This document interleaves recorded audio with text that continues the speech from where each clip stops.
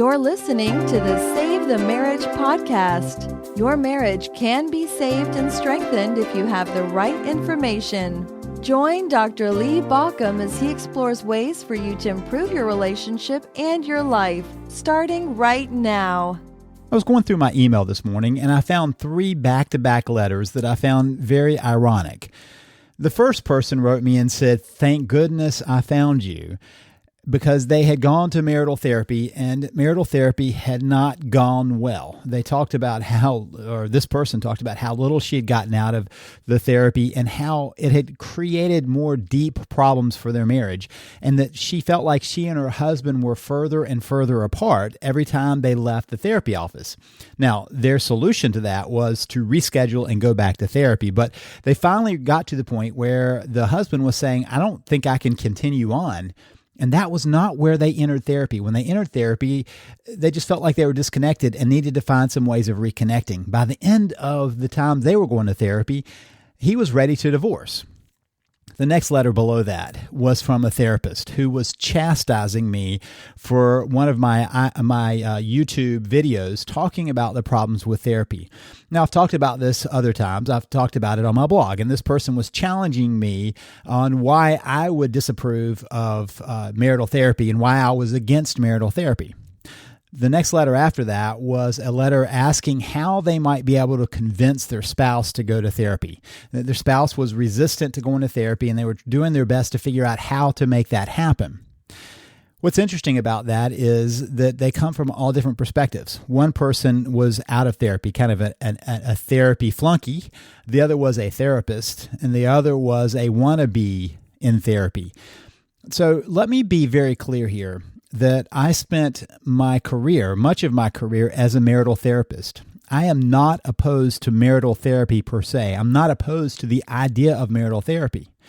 I am very clear about the statistics on marriage therapy, and that's where I get to be concerned. And I think I have a different kind of outlook on why there is a problem with therapy, having been a therapist and having been around therapists and watched how the business of therapy happens. But what really disgruntles me is seeing the results of this.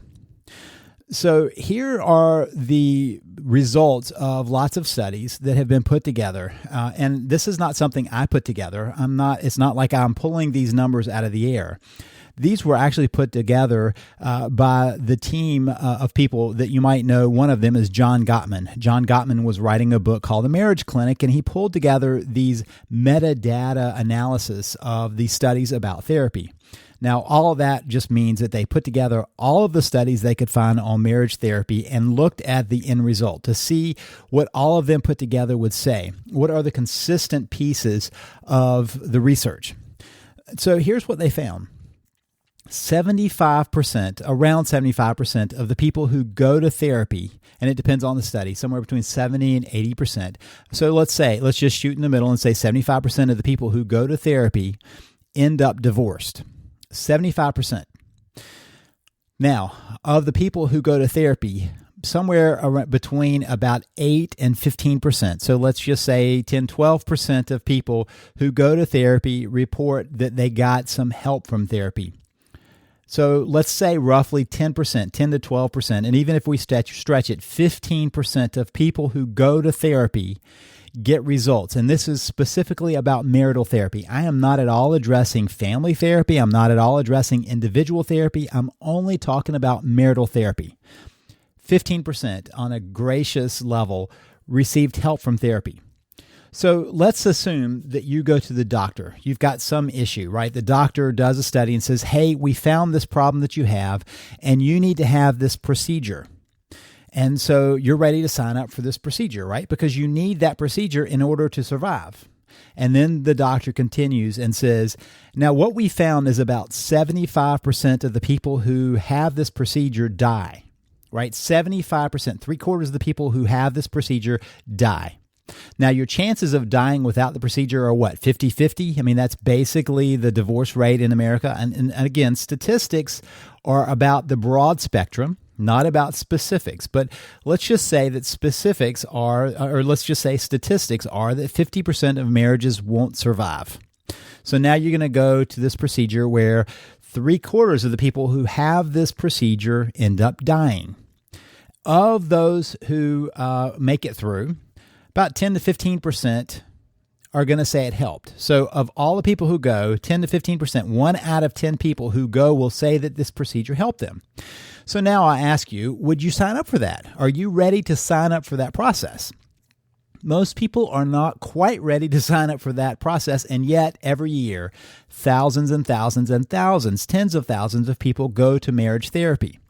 So where's the disconnect? Well, that's my concern about marriage therapy. First of all, it is that we have gotten to this idea in our country that marriage therapy is what is necessary to save a relationship that's in trouble. And yet statistics show quite the opposite. The second thing that worries me is that we're looking at this research that is done by therapists, right? So there's a self-centered area where therapists are going to say, hey, you can't talk bad about therapy. Now, let me be clear again. I'm a marital therapist by training.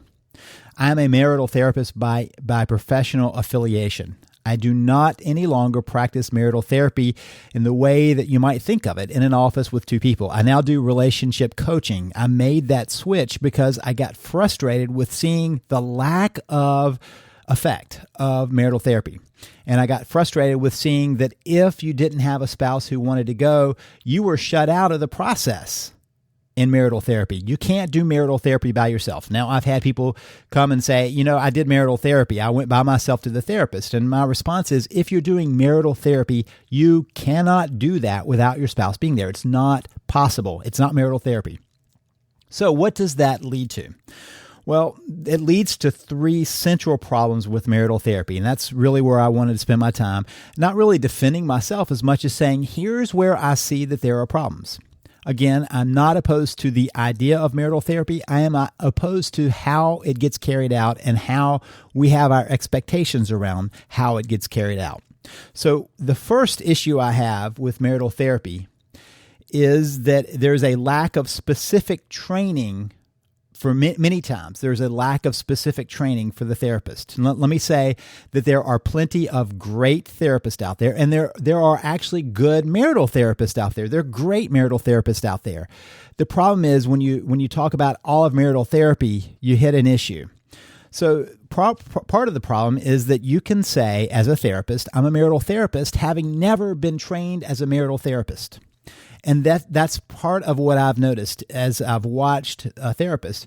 A therapist may have gotten great individual therapy training. They might be a great individual therapist, but they notice that, they keep getting couples coming to them. And so after a while they go, well, I'm doing marital therapy. Here's the problem. There is a different orientation in how you go about marital therapy and how you go about individual therapy. In individual therapy, the well-being of the individual is what is the focus of that session. You go because your well-being is going to be the primary focus of that therapist. But what's the primary focus of a couple, of couple therapy? What's the primary focus of the marital therapist? Well, this is where it gets to be difficult. Because if a person is trained as an individual therapist and 2 people walk in, they don't know who their client is. There is a right client. The right client is the marriage, but that is often not understood theoretically by the therapist. And so the therapist begins to have to figure out how they're going to work through this process. And so then you have somebody in the couple going, well, I'm not really happy here. Well, in individual therapy, the therapist is trying to figure out how to get that person to a better, more stable, more fulfilling place in life, a happier place in life. So now there is a bind in how do you get through this when somebody's not happy in their relationship. And that's where you see the problem with specific training. If somebody has specific training as a marital therapist, and I'm not talking about having had a class or having gone to a week training, but are really trained as a marital therapist, have a systemic understanding, a systems theory of family and individuals, how they all interact together and how a couple is interacting in a pattern, then we can get beyond the first issue. But many times, the marital therapist is not trained as a marital therapist. So I often ask the people, if they're trying to find a marriage therapist, to say, how did you get your training? What kind of training was it? How much training did you get as a marital therapist? Do you do individual therapy, or do you only do marital therapy? Because if they do both individual therapy and marital therapy, they keep having to change modalities, and that's a little bit tough on somebody as a professional. Okay, so that's problem number one, a lack of specific training for many therapists, not all therapists, but for many therapists. Number two is about the orientation towards marriage. So let's say you go to your doctor and you've fallen on the ice outside, or you fell when you were running, or something happened. You fell and your arm is hurting, right? And so you go to the doctor and you go, hey, I fell, I've hurt my arm. And the doctor says, hey, let's take an x-ray. Let's see what's going on. And you get an x-ray and you come back into the room and the doctor says, well, I noticed, I looked on the x-ray and sure enough, your arm's broken. So I'm wondering, what do you want to do about that? Well, here's why I bring that up. You would go to a doctor because whatever's hurting you, you want fixed. You want the arm fixed. So if you go in with a hurting marriage, you want the marriage fixed. But many times a therapist is trying to hold on to some idea of neutrality. This idea of therapist neutrality comes to us long through the years of psychiatry and psychology, where a therapist believes that they have to be neutral. And neutral in terms of individual therapy, I'm fine with. If somebody needs to be neutral on the decision-making process of an individual, that's fine. But there's this idea that we somehow truly set aside our values when we walk into the therapy office, and that is not the case. Every therapist out there has a set of values. And when they pretend to be neutral, part of what they have to decide is how they feel about marriage. Are they neutral about marriage, or are they pro-marriage? Or perhaps even con marriage, against marriage. Maybe they have some idea that marriage holds them back for whatever reason, that people really aren't designed for monogamy, or marriage puts one gender down and holds them down. And so they walk in with these preset notions. And my belief is, if you're going to do marital therapy, you have to be pro-marriage. Not only that, but you have to be pro the marriage that comes in your office. Otherwise, you're like the doctor going, so your arm's broken. I don't know what you want me to do about that. Did you want to fix it, or you just want to leave it flopping? That orientation doesn't work in the doctor's office, and it doesn't work in a marital therapist office. The fact that somebody is not pro-marriage means that they are not aiming to fix your marriage, first of all.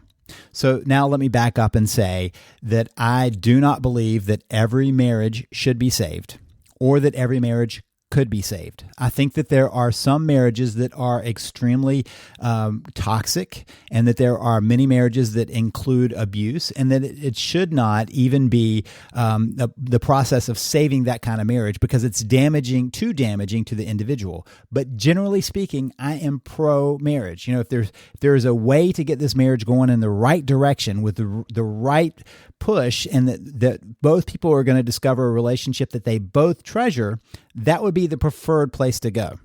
That's the preferred place. So when people come into my office, I have a preference on saving the relationship. Secondarily, I also have a preference on preserving the lives of the individual. So if there is abuse, I'm going to say, no, we don't work on this relationship right now. But otherwise, I generally am trying to bring in health to the relationship.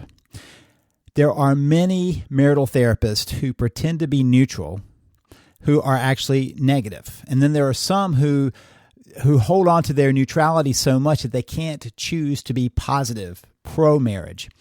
My belief, and it's just my belief, is that if you're going to work as a marital therapist, it has to be from a pro-marriage standpoint. So one of the things I push people to do is to check in with their therapist and ask, are you pro-marriage? Are you going to be pulling for our relationship?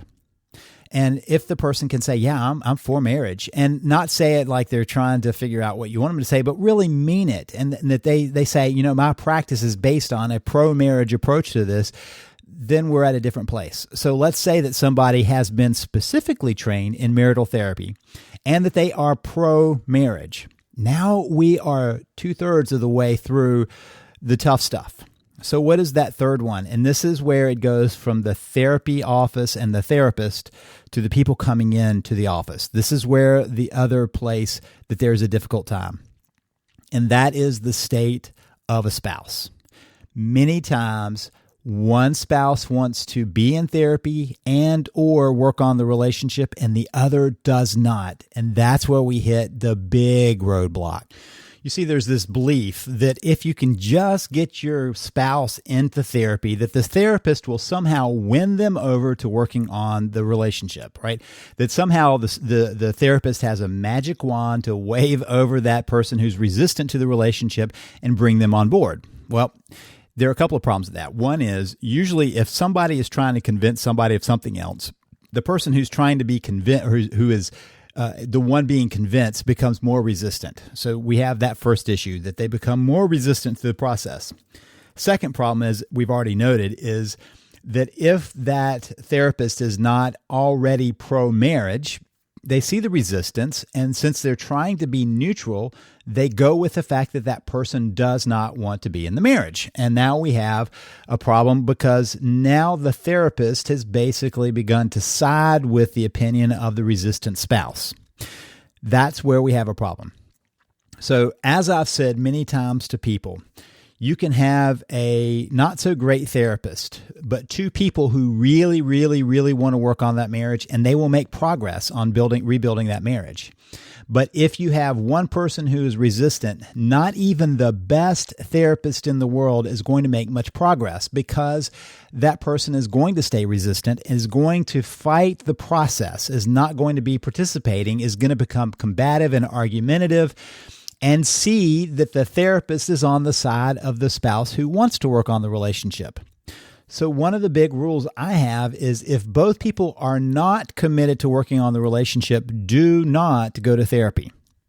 So now notice how we have got this very small group of people who are going to really be, in my mind, qualifying for marital therapy. First, they found a therapist who is trained as a marriage therapist, has training and experience as a marriage therapist, not a weekend course, not a week course, not a course at one class at school, but is fully trained as a marital therapist and has an orientation that that's what they do. First of all. Second, that they are pro-marriage, that they're not coming in to go, well, we'll just see how things go, and you may or may not get a positive response to your relationship. Okay, they want somebody who's saying, let's get busy working on this relationship. And the third one, which is to the couple, is that both people need to be on board with walking into the marriage therapist's office, which raises the question of, what do you do if that's not the case?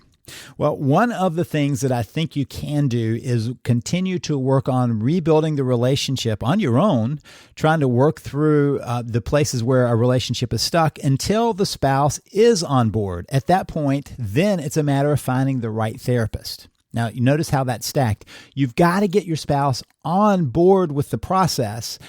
And get your spouse means that you've connected with your spouse and changed yourself and shown a whole new capacity for the relationship that wasn't there before, so that your spouse sees a reason to go to therapy. Then you find the right therapist. And that's the order. Make sure you're both on the same page, that you both are moving forward in this relationship, and you found somebody to do that. So then the question is, how do you do that for yourself? How do you begin to work on the relationship? Well, now you're at the reason why I created the Save the Marriage system. This is it. Here, in a nutshell, this is it. I realized years ago that there was a problem with marriage therapy. I began to change my approach, and I moved to the place where I was doing relationship coaching. Because here's a little secret. I can do relationship coaching with one person. I don't have to have both people involved. I can work with one person to begin to rebuild the process. And so I began to work on thinking about a different approach of how can one person make a significant difference in the relationship. What I want you to imagine is, and I hate to do this, but let's go back to school. Back in algebra, do you remember that? In algebra class, you would have an equation. And you would have a strange numbers and letters equal some strange number and letter, right? And you had to reduce it down and solve it. Well, what we all might remember from algebra is that whenever you do something on one side of the equation, it changes the other side of the equation. A marriage is like that. If one person makes some changes on one side, it begins to reverberate on the other side. And so what happens on one side changes the other side. Or think of it like a dance. If you begin to dance different steps, then you get to a different place. I talked about this in the idea of, it takes two to tango a couple of weeks ago, and that it takes two to tango. A lot of people will come to me and say, well, you can't save a marriage by yourself. It takes two to tango. And my response is, there are two tangoing right now. Your dance is just not real pleasant for either one of you. So why don't you think of, instead of trying to say, well, it takes two to tango, say, hey, we're already dancing. Let's change the steps. Let's get to a different place. So part of my reason for creating the Save the Marriage system was to address these issues, to give people a way of working on their relationship without feeling like they had to drag someone into the therapist's office who didn't want to go, and by the way, might end up in a therapist's office who is not suited for marital therapy, is not pro-marriage, is not trained in that. And so part of my process was to create a different approach to that. I mean, that's really what I'm trying to do. It's not that I ever believed that I could replace therapy, but I did believe I could create a resource that would get you around the issues that are in marriage therapy. And you might still find that therapy is important and necessary once both people are on board, and you find a therapist who is pro-marriage, and you find that therapist who's not just pro-marriage, but trained as a marital therapist. At that point, the statistics change drastically on what happens in marriage therapy. So, just to say again, I am not opposed to marriage therapy. I am opposed to how it often happens with somebody who is not trained, is not pro-marriage, trying to deal with somebody who doesn't want to be there, at least half of the couple who doesn't want to be there. That's where I get worried about it. Before you try to drag somebody in, work on bringing them into the process, working on the connection, changing yourself, creating a new path, all the things that I talk about of how to make the shift happen in a relationship. Sometimes people discover that after they do those things, they don't have a need for marital therapy. And if they do, they've gotten to the place where both people are moving in the same direction. And then marriage therapy is very productive and you change the outcome drastically. Hopefully I've helped you understand where I'm coming from about this marriage therapy thing. If you're a therapist, listen to this. Maybe you have an idea that I'm not as opposed to marriage therapy, but you might want to ask yourself the question, what categories do you fit in? Are you pro-marriage? Do you have the training you need to do marital therapy? And if not, to consider that. If you are a marital therapist and you have the training and you are pro-marriage, let me know. I'd love to hear from you. I'd love to have a conversation with you. I have these conversations periodically with people who go, I'm on board with you. I like what you're saying. If you are somebody who's been saying, I got to get to therapy, I've got to drag my spouse to therapy, I hope you'll hear my words, not as words of discouragement as much as to say, not now and not with just any therapist. Go informed. Make sure that you're going in informed with a participating spouse. If you don't have a participating spouse, Save the Marriage System relationship coaching can get you to the place where you need to be. This is Lee Balcom wishing you the best as you work to save your marriage. You've been listening to Save the Marriage podcast. For more information and help, please visit us at SaveTheMarriage.com.